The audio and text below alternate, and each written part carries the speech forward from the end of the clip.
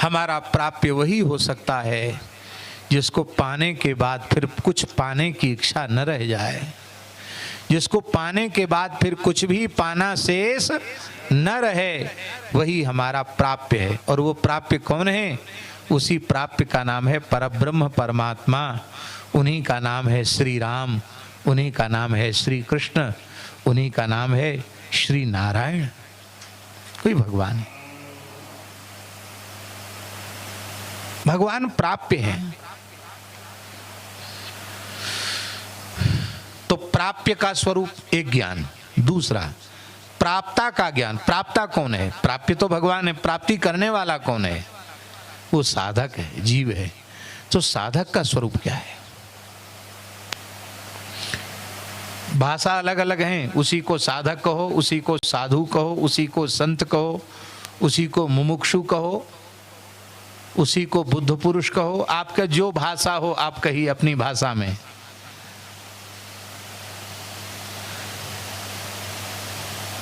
पर जो जीव भगवान की ओर लगा हुआ जीव है उसी को प्राप्ता कहते हैं। जो प्राप्ति का साधन करने वाला है उसे कहेंगे क्या? प्राप्ता। तो जीव के स्वरूप का ज्ञान, ये दूसरा ज्ञान हो गया। तीसरा ज्ञान हुआ कि भगवान अंशी हैं और हम भगवान के अंश हैं, और अंश अंशी से मिला हुआ होता है। अंश में अंशी के गुण होते हैं। हम भगवान से अलग नहीं हैं, भगवान के सारे गुण हमारे में विद्यमान हैं। फिर क्या कारण है कि हमें भगवान की प्राप्ति अब तक नहीं हुई? जैसी अनुभूति, इसी को कहते हैं हंसवीर सिंह जी अपरोक्षानुभूति। परोक्षानुभूति तो शास्त्र से हो गई, अपरोक्षानुभूति अनुभव ज्ञान। अनुभव में हम परमात्मा को देखें। जैसे हम आज दोपहर में कह रहे थे, संत मलुकदास जी ने कहा परम ज्योति के देखे संतो अब कछु नजर न आवे। परम ज्योति के देखे संतो अब कछु नजर न आवे। जब परम ज्योति सब जगह दिखाई पड़ रही है तो अब हमें ये भी भेद समाप्त हो गया कि कौन सा तीर्थ है और कौन सा अतीर्थ है, क्योंकि हमारे लिए तो सब जगह परम ज्योति का प्रकाश है।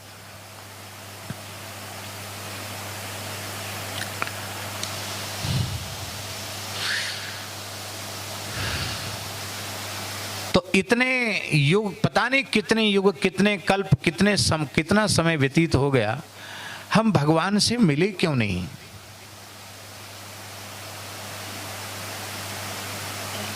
मिले क्यों नहीं? यदि हमें भगवत साक्षात्कार हो जाता, बहुत ध्यान से सुने, तो यह वर्तमान जन्म हमें नहीं मिलता है। हमें वर्तमान शरीर मिला है, वर्तमान जन्म मिला है। इससे बिल्कुल यह बात पक्की प्रमाणित होती है कि हम अब तक कृतार्थ नहीं हो पाए। क्यों नहीं हो पाए? कृतार्थ कैसे होगा जीव? भगवान की प्राप्ति होगी तब कृतार्थ होगा। इसका मतलब अब तक हमें भगवान की प्राप्ति नहीं हुई। भगवान की प्राप्ति होती तो जन्म ही नहीं होता। तो क्यों नहीं हुआ? इसमें बाधा क्या है गोपाल जी? तब तीसरा ज्ञान है माया का स्वरूप। ये माया ही बीच में आड़े आ गई है,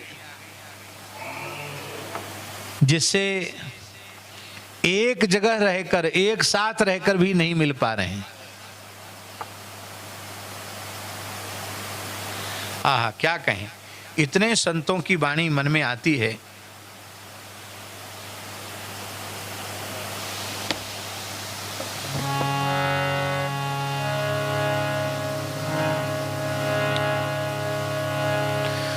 काहे रे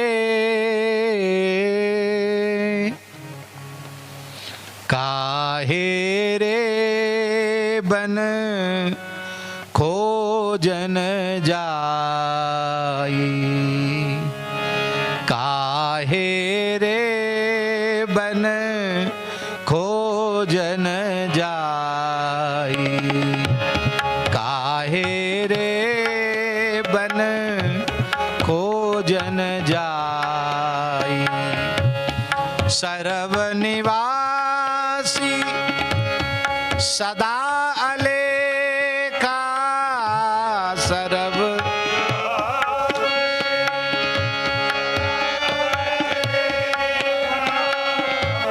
तो ही संग समाई, तो ही संग समाई।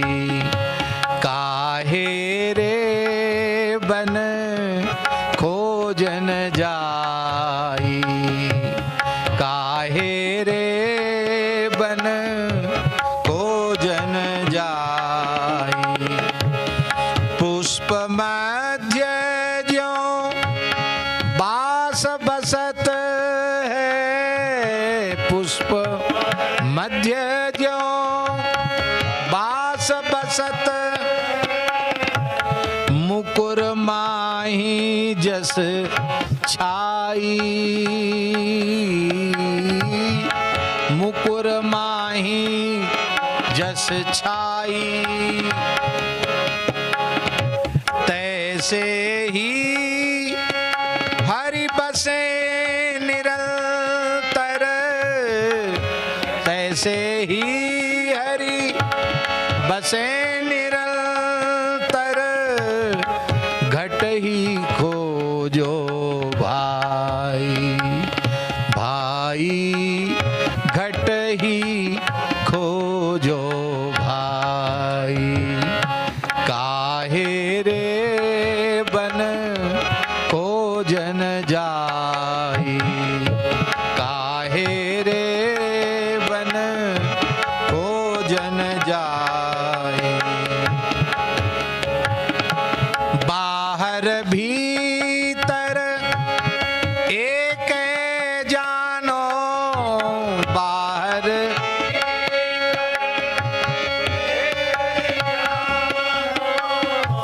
यह गुरु ज्ञान बताई, हाँ यह गुरु ज्ञान बताई। जन नानक बिन आपा चीन्हे, जन नानक बिन आपा चीन्हे। मिटे न भ्रम की काई, काई मिटे न भ्रम की काई। काहे रे बन खोजन जाई, काहे रे बन खोजन जाई।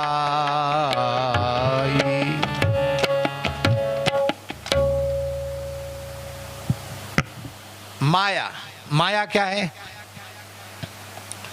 मैं अरु मोर तोर ते माया, यही जग कीने जीव निकाया। बहुत सरल शब्दों में तुलसीदास जी महाराज ने समझाया। मैं अरु मोर तोर ते माया, यही वस कीने जीव निकाया।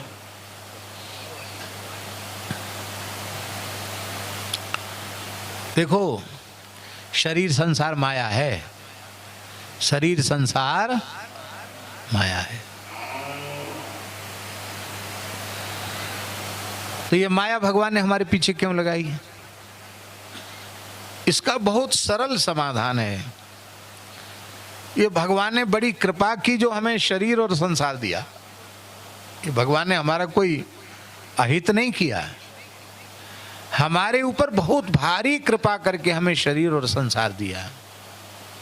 ये माया नहीं है, ये भगवान की कृपा है। पर ये भगवान ने हमें उपासना के लिए दिया था। किस लिए दिया था? तो उपासना की सामग्री को भोग की सामग्री समझकर व्यवहार करना, इसी का नाम है माया। हम भगवान के साथ निरंतर रहते हैं, फिर भी क्यों नहीं मिल पा रहे हैं? क्योंकि जो चीज हमको मिलने के लिए मिली थी साधन के रूप में, जो भगवत प्राप्ति के लिए साधन था शरीर और संसार, वो उपासना की जो सामग्री थी, उस उपासना की सामग्री को हमने भोग की सामग्री समझकर व्यवहार किया, यही कारण है। तो हम अपने शरीर और संसार की संपूर्ण प्रवृत्ति को, सारे संबंधों को भगवान के चरणों में अर्पित करके भगवान की अंतरंग भाव से उपासना में लग जाएं। शरीर बुरी चीज है क्या? हमारे पास शरीर नहीं होता तो हम इतनी अच्छी बात आपको बोलते, आपके कान नहीं होते, आप में समझ नहीं होती तो आप इतनी अच्छी बात सुनते।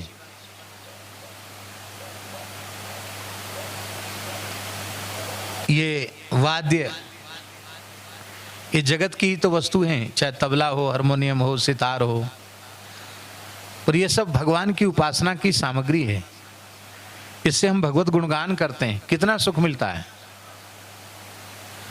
और परम पूज्य श्री वीणा बाबा महाराज ने तो अपनी संगीत विद्या को साक्षात भक्ति का स्वरूप प्रदान कर दिया, क्योंकि उनकी जितनी बंदिशें हैं वो सब जय जय नारायण, श्री हरि नारायण, जय नारायण, भज नारायण, इसी में रचित हैं, सब इसी में निबद्ध हैं। Hey Arjun, heard about your big business. इसी में रचित हैं सब, इसी में निबद्ध हैं। तो सरगम नहीं चल रहा है, भीतर से नाम चल रहा है। विलंबित में भी नाम चल रहा है, आलाप में भी नाम चल रहा है, और आरोह अवरोह में भी नाम चल रहा है, और जब द्रुत आया तभी नाम चल रहा है। निरंतर नाम चल रहा है। और उस नाम वीणा को उन्होंने नाम जप का साधन के रूप में उन्होंने स्वीकार किया। उसी का दिव्य परिणाम हुआ कि बद्रिक आश्रम में रहते हुए साक्षात देवर्षि नारद जी का उन्हें दर्शन हुआ, उन्हें महर्षि अंगिरा का दर्शन हुआ, उन्हें गरुड़ जी का दर्शन हुआ, उन्हें भैरव राग का दर्शन हुआ, और निश्चित ही उन्हें नरनारायण भगवान का भी मंगलमय दर्शन अवश्य हुआ होगा। भगवान शिव का अवश्य दर्शन हुआ होगा। क्यों कि ये हमारे अनुभव की बात नहीं, संतों के अनुभव की बात है कि एक बार कोई अनुभूति भगवत कृपा से हो जाए, फिर जब द्वार खुल जाता है तो फिर पट खुल जाने के बाद, द्वार खुल जाने के बाद फिर तो वो सब सहज हो जाता है। हमारे पूज्य गुरुदेव पहाड़ी बाबा महाराज, उनके जीवन की एक बात हम आपको बताएं। वो आरती स्तुति के बाद, आरती स्तुति हो गई, दंडोत प्रणाम सब हो गया, महाराज जी बहुत देर तक ऐसे बैठे रहते थे, और वो ऐसे बैठते थे। आपने देखा, आपने दर्शन किया ना उनका? नहीं किया?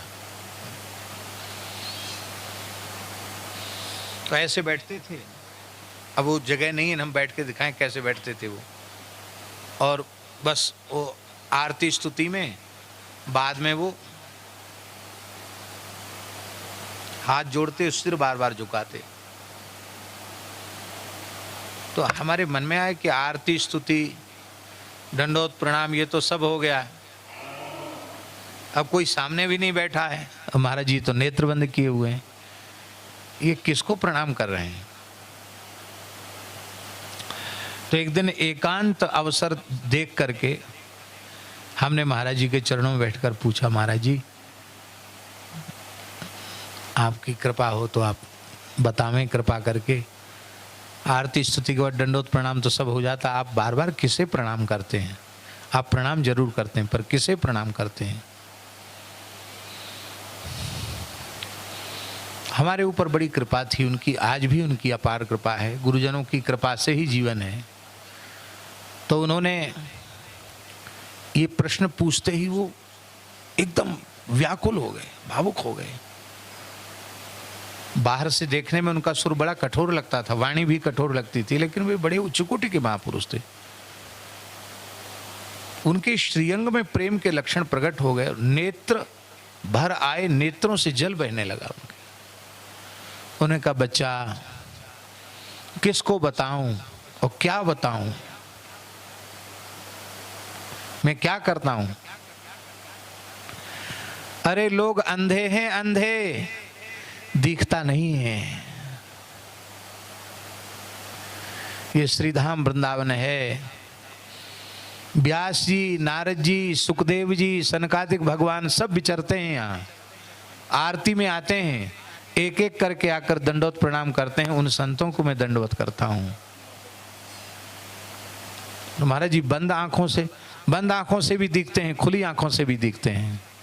आंख हो तो दिखें, सब दिखते हैं। एक बार कुछ ऐसी अनुभूति उनकी कृपा से हुई तो हंसने लगे बाद में और बोले, उन्होंने कहा, अरे अभी क्या है, अभी तो बहुत कुछ देखोगे, पर साधन करना पड़ेगा। बहुत कुछ देखोगे, बंद आंखों से भी देखोगे, खुली आंखों से भी देखोगे, बहुत कुछ देखोगे। बाहर कुछ नहीं है, सब भीतर है। ऐसे महापुरुष थे। तो उन्होंने कहा, आंखों के सामने सब महापुरुष आते जाते हैं। ये सब कहने का आशय है कि एक बार झिझक खुल जाए, एक बार साक्षात्कार हो जाए, जैसे एक भूत किसी को जीवन में लग जाए तो अनेक भूत उसके जीवन में आ जाते हैं। एक साधक के ऊपर हमने 71 भूत देखे। कितने भूत? वहाँ कष्टभंजन देव है, वहाँ गए थे तो पता चला कि इसके शरीर पर 71 भूत हैं। हनुमान जी इलाज करते हैं वहाँ, धीरे धीरे भूत हट रहे थे तो बोले अब 4-5 बचे हैं 71 में से। अरे भगवान, एक आदमी पे 71 भूत। हमने अपने पूज्य गुरुदेव भक्तमाली जी को ये घटना सुनाई तो महाराज जी हंसने लगे। बोले, पंडित जी आपने इससे क्या प्रेरणा प्राप्त की? हमने कहा, हमने तो कोई प्रेरणा प्राप्त नहीं की। बोले, देखो पहले एक भूत आया होगा और उस एक भूत ने अपने जैसे 70 और बुला लिए। पहले एक आया होगा ना। ऐसे ही साधक के जीवन में पहले एक दुर्गुण आता है, फिर अपने जैसे अनेकों दुर्गुणों को वो ले आता है। ठीक इसी प्रकार से साधक के जीवन में कोई एक विशिष्ट सद्गुण आता है, फिर सारे सद्गुण वहाँ आ जाते हैं। जीवन में एक संत आता है, ईमानदारी से एक संत की प्राप्ति हो गई तो पूरा जीवन संतों का अभाव का अनुभव नहीं होता। हमको कभी नहीं लगता कि संसार में संत नहीं रहेंगे, क्योंकि ये संसार की स्थिति बता रही है कि संत हैं। संत न होते तो ये जगत होता नहीं। ये जगत का अस्तित्व प्रमाणित करता है कि संत इस सृष्टि में हैं। बिना संतों के सृष्टि का अस्तित्व रह नहीं सकता है।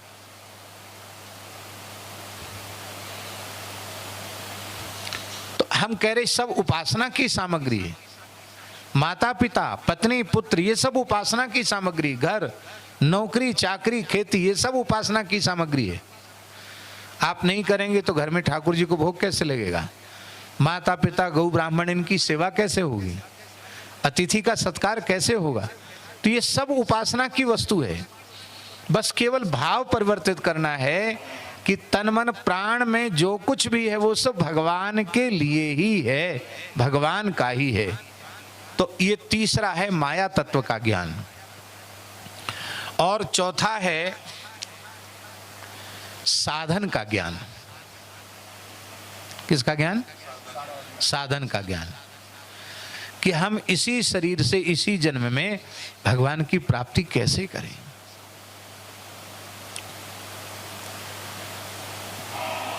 दूसरे किसी मत पंथ में, हिंदू सनातन पद्धति के अतिरिक्त दूसरे किसी मत पंथ में भगवान की प्राप्ति है ही नहीं। आप कहेंगे बात आप कैसे कह सकते हैं? हम इसलिए कह सकते हैं क्योंकि वहाँ मोक्ष तो है ही नहीं। स्वर्ग की प्राप्ति ही उनके यहाँ मोक्ष है। स्वर्ग तक ही जाते हैं, वहिष्ठ तक जाते हैं, इसके आगे कुछ है नहीं। वहाँ भी हूरें मिलती हैं और जाने क्या क्या मिलता उनके ग्रंथों में लिखा है। वो स्वर्ग तक ही गए। और मतावलंबी भी, वो सबकी चर्चा नहीं करेंगे, एक नमूना बताया। और किसी का परमेश्वर ऐसा है वो कभी आज तक किसी के सामने आया ही नहीं। वो अपने दूत ही भेजता है, खुद आता नहीं कभी, खुद आता ही नहीं कभी, आया ही नहीं, अब तक आ ही नहीं सकता। और किसी का है तो वो खुद नहीं आता, अपना बेटा भेजता है। अरे भाई, हमारे यहाँ तो वेद में लिखा अमृतस्य पुत्राः हम सब भगवान के पुत्र हैं, सबके सब भगवान के पुत्र हैं। कोई ऐसा नहीं कि वो एक ही ईश्वर का बेटा है, बाकी सब सौत के बेटा हैं। सौत के बेटा कोई नहीं, सब भगवान के पुत्र हैं। तो उनके यहाँ भी बेटा आता है संसार के लिए, बाप तो कभी आए ही नहीं अब तक।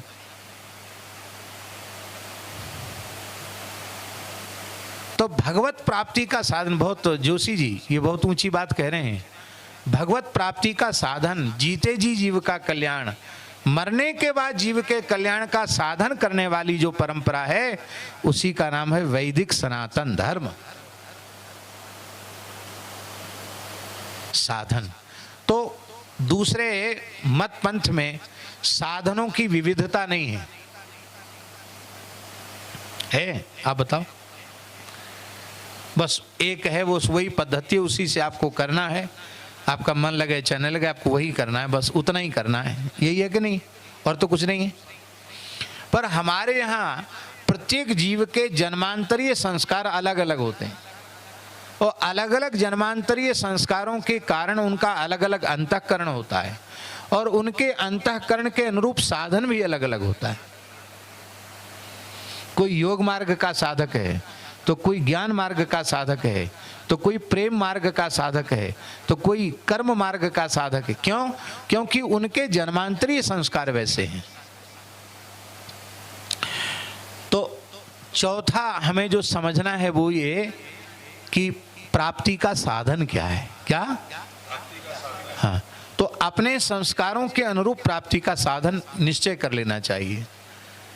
अब वो निश्चय सत्संग से होता है। सत्संग करते करते निश्चय हो जाता है कि जो साधन आपका अपना निजी साधन होगा ना, उसमें आपकी बहुत जल्दी उन्नति हो जाएगी, आपको अपने आप प्रिय लगने लग जाएगा।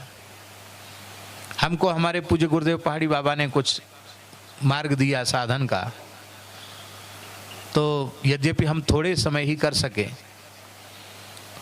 पर महाराज जी ने ये बात कही कि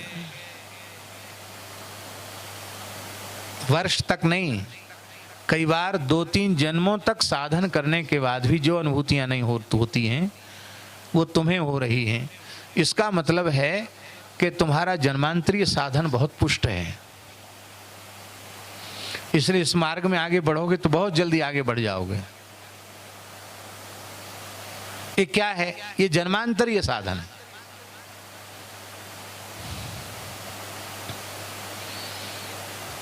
इस मार्ग में कौन कितने जन्मों से लगा है, इसको सर्वज्ञ परमात्मा अथवा सर्व समर्थ सद्गुरु भगवान, इनके अतिरिक्त कोई नहीं जान सकता है इस साधना के पथ में कौन जीव कितने जन्मों से लगा है। सामने स्वामी जी विराज रहे हैं, नांदेड़ वाले स्वामी जी बहुत उच्च कोटि के महात्मा हैं। इनके श्री गुरुदेव भगवान इनके जन्म के लगभग 50 वर्ष पहले, क्यों, इनके जन्म के 50 वर्ष पहले समाधि ले चुके थे। 50 वर्ष पहले समाधिस्थ हो गए।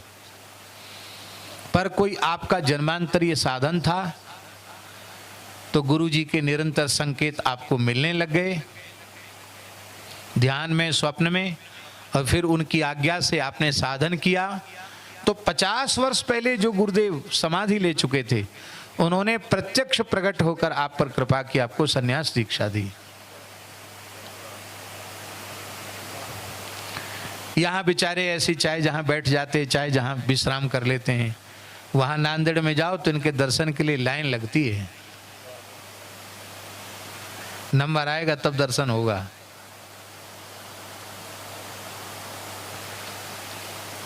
तो संतों के सामने संतों की बात नहीं कहनी चाहिए। आपके पूज्य गुरुदेव ने, हम प्रयाग कुंभ में स्वामी जी से मिले हैं, पर हमसे मिलने का संकेत आपके पूज्य गुरुदेव ने प्रकट होकर आपको कर दिया। आप अमुक जगह जाएंगे, इस वेश में आपको अमुक अमुक व्यक्ति मिलेंगे, उसमें यह कर रहे होंगे। यही बात है ना स्वामी जी? हैं? 18 साल पहले गुरुजी ने प्रकट होकर के बताया था कि आपको वहां जाने पर अमुक ऐसे ऐसे संत मिलेंगे, ये करते हुए मिलेंगे। हम कभी राम नाम ही ओढ़ते देखते नहीं, लेकिन गुरुजी ने कहा था उसमें राम नाम लिखा हुआ चादर ओढ़े होंगे।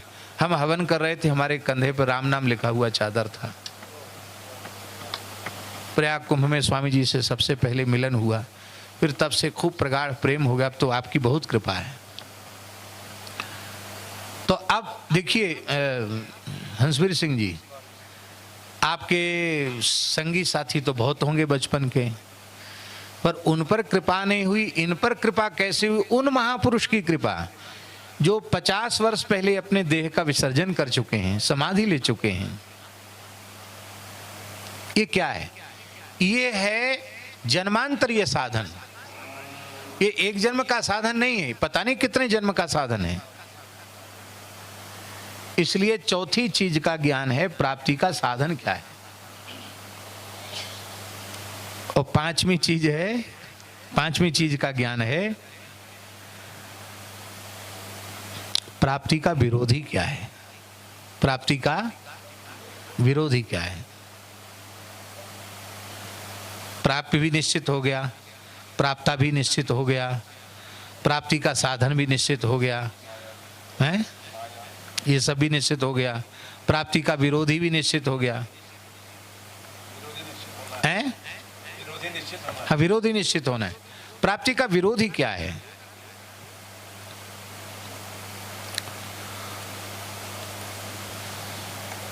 उसी का संतों ने कहा, तजो मन हरि विमुखन को संग, कुसंग ही प्राप्ति में बाधक है। अब तक जो प्राप्ति नहीं हुई, प्राप्ति में विरोधी क्या है? कुसंग। कुसंग माने होता है, इसका सरल अर्थ है शरीर संसार में आसक्त प्राणियों का संपर्क, उनसे राग, बस यही बाधक है। इसलिए शरीर संसार से जो ऊपर उठ चुके हैं, ऐसे भगवान के प्रेमी अनुरागी भक्तों का संग अधिक से अधिक मिले तो फिर विरोधी हट गया तो प्राप्ति हो गई। तो प्राप्य, प्राप्ता, प्राप्ति का उपाय, प्राप्ति का साधन और प्राप्ति का विरोधी। हाँ, प्राप्ति का फल, प्राप्ति का जब पांचवा है प्राप्ति का फल। फल क्या है भाई? सबको एक ही चीज की जिज्ञासा है कि भगवान नहीं मिले तो क्या हानि है।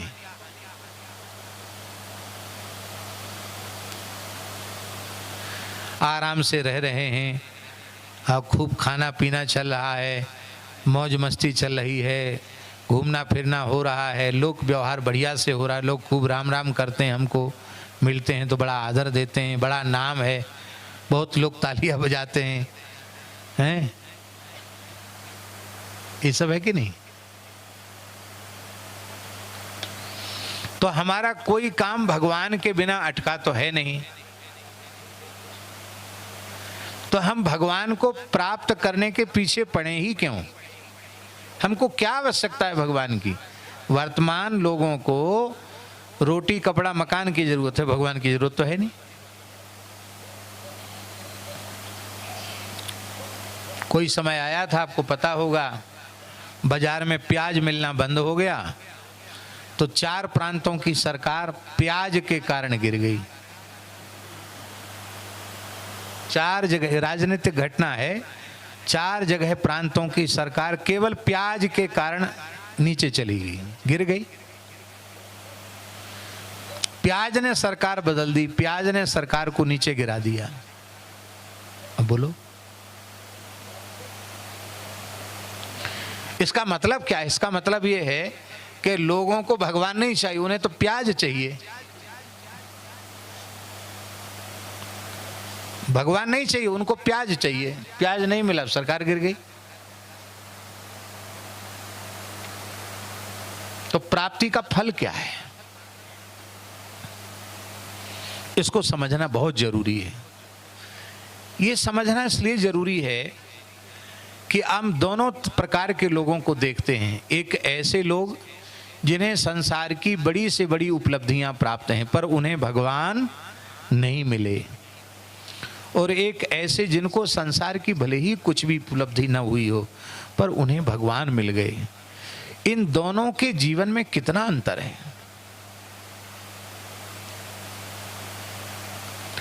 ध्रुव जी को देख लो, प्रहलाद जी को देख लो, विभीषण जी को देख लो, अम्बरीश जी को देख लो, सबरी जी को देख लो, गिरधराज जटायु जी को देख लो, गोपियों को देख लो, उद्धव जी को देख लो, नारद जी को देख लो, हनुमान जी को देख लो। जिनको भगवान मिले उनका जीवन कैसा।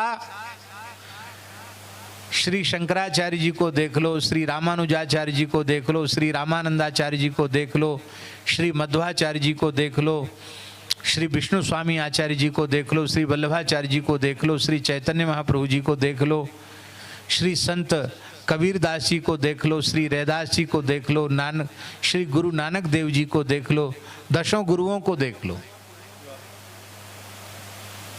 श्री मलुकदास जी को देख लो, श्री मीराबाई को देख लो, श्री तुलसीदास जी को देख लो। इस युग में हमारे पूज्य गुरुदेव भक्तमाली जी को देख लो, श्री पहाड़ी बाबा महाराज को देख लो, श्री बीणा महाराज को देख लो, श्री मस्तराम महाराज को देख लो। तो जिनको उस तत्व की उपलब्धि हुई उनका जीवन कैसा है, और जिनको वो नहीं मिला और सब कुछ मिला उनका जीवन कैसा है। तो ईमानदारी से बताओ, आप किस प्रकार के जीवन की कल्पना करते हैं।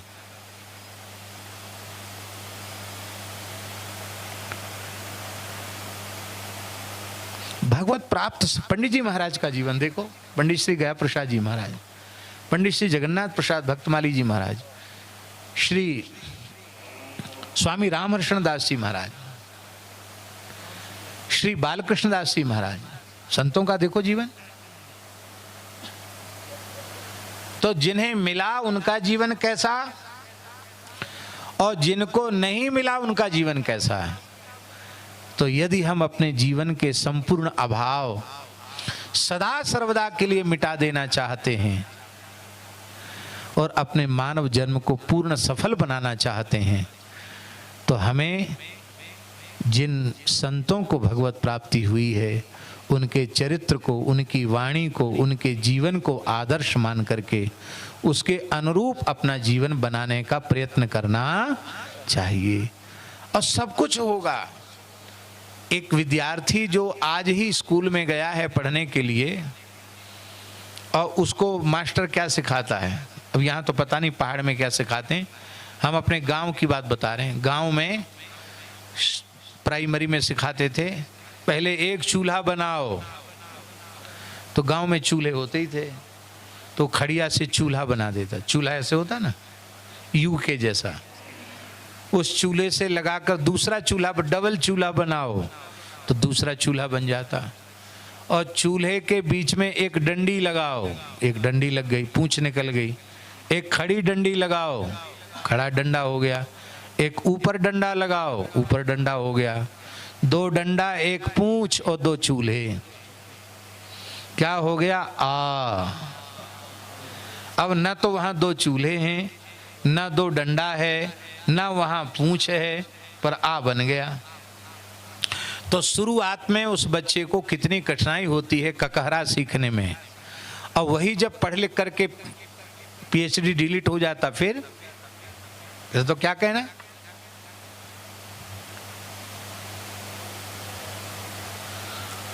ये बात हम इसलिए कह रहे हैं कि जिस बच्चे को अभी अक्षर का ज्ञान कठिनाई से हो रहा था, और अब तो अध्यापकों को मना है पीटने के लिए, पहले तो पिटाई भी हो जाती थी।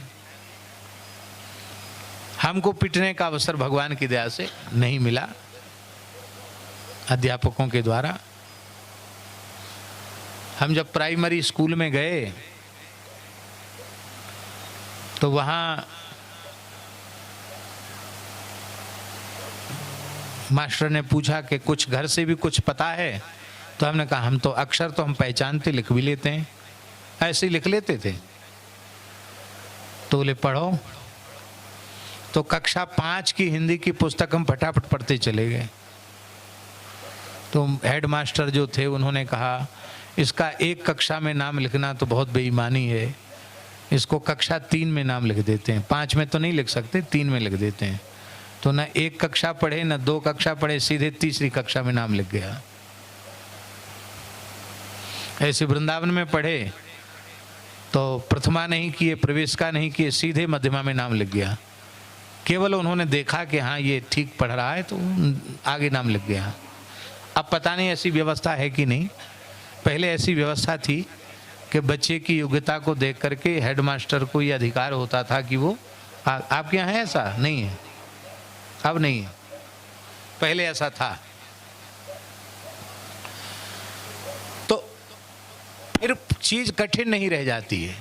हम इसलिए कह रहे हैं कि ये जो भगवत शरणागति है, सदगुरु पादाश्रय ग्रहण करना है, ये है जोशी जी एक प्रकार से प्राइमरी कक्षा में नाम लिख गया, अब यहाँ से पढ़ना शुरू कर दिया, साधन की पढ़ाई शुरू कर दी, तो करते करते करते करते कभी पीएचडी डिलीट हो जाओगे। एक ही दिन में तो सब समझ में नहीं आएगा, लेकिन 2-4 दिन स्कूल जाए फिर स्कूल जाना छोड़ दे तो उसके बोध नहीं होगा। कहने का अर्थ यह है कि प्रयत्न कभी विफल जाता नहीं है।